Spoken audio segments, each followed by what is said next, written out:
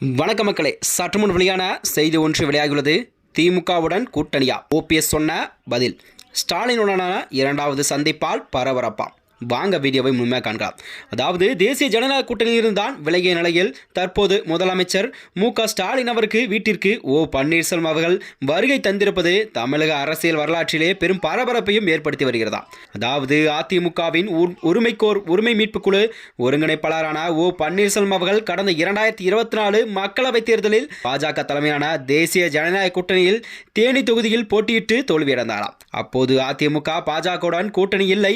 அதன் பின்பு பாஜகவுடன் அதிமுக இணைந்ததும் ஓபிஎஸ் அவர்கள் தேசிய ஜனநாயக கூட்டணியிலிருந்து ஓரங்கட்டப்பட்டார் என்று தொடர்ந்த வதந்தங்கள் வருதாம். அதைத் தொடர்ந்துதான் அமித்ஷா கூட மற்றும் பிரதமர் மோடி ஆகியோரும் தமிழகம் வந்தடைவது கூட இருவருமே ஓபிஎஸ் அவர்களை சந்தித்து நேரம் கேட்டும் ஓபிஎஸ் அவர்களுக்கு நேரம் ஒதுக்கப்படவில்லையாம். அதனால் ஓபிஎஸ் தரப்பு தொடர்ந்து அதிருப்தியில் இருப்பதாகவும் தேசிய ஜனநாயக கூட்டணியிலிருந்து வெளியேறுவதாக இன்று 31 அறிவித்திருந்தாராம். அதாவது இன்று மதியம் இந்த அறிவிப்பை வெளியிட்ட பிறகுதான் தற்போது மாலையில் முதலமைச்சர் ஸ்டாலின் அவர்களை சந்தித்து அவரது ஆழ்வார்பேட்டை வீட்டிற்கே ஓ பன்னீர்செல்வம் அவர்கள் வருகை தந்துள்ளாராம்.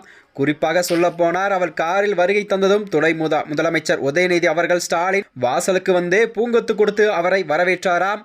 ஓ பன்னீர்செல்வம் பல கூடையுடன் வருகை தந்தார். முன்னதாகவே இன்று காலை நடைபெற்றின் போது ஓ பன்னீர்செல்வம் அவர்கள் முதலமைச்சர் ஸ்டாலினை சந்தித்து அவரது உடல்நலம் குறித்தும் கேட்டு விசாரித்து வந்தாராம். இந்நிலையில் தான் முதலமைச்சர் ஸ்டாலின் அவர்கள் ஓ பன்னீர்செல்வத்திற்கு இடையான சந்திப்பு தான் அரசியல் ரீதியிலே பெரும் பரபரப்பையும் ஏற்படுத்தியுள்ளது.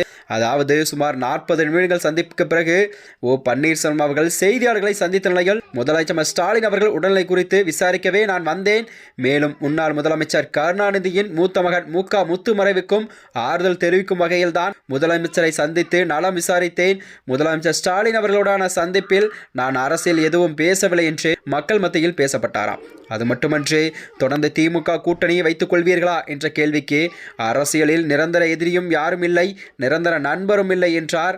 அது மட்டுமன்றி நடிகர் விஜயின் தாவேக்காவுடன் கூட்டணியா என்ற கேள்விக்கு தானும் அவரிடம் பேசவில்லை, அவரும் தன்னிடம் பேசவில்லை என்றே அவர் பத்திரிகையாளர்களிடம் கூறியிருந்தாராம். இது மட்டுமன்றி வருகின்ற ஆகஸ்ட் மாதம் 4ஆம் தேதி மதுரை மாநாடு ஒரு மிகப்பெரிய மாநாடாக நடக்க வாய்ப்புள்ளதாகவும் ஓபிஎஸ் அவர்கள் தெரிவித்திருந்தார். இந்த மாநாட்டில் தான் அவர் சில முக்கிய முடிவுகளை எடுப்பார் என்றும் அவர் யாருடன் வருகின்ற 2026 சட்டமன்ற தேர்தலில் கூட்டணி அமைப்பார் என்ற கேள்விக்கெல்லாம் அதில்தான் அவர் பதில் சொல்ல காத்திருப்பார் என்றும் கூறப்படுகிறதா.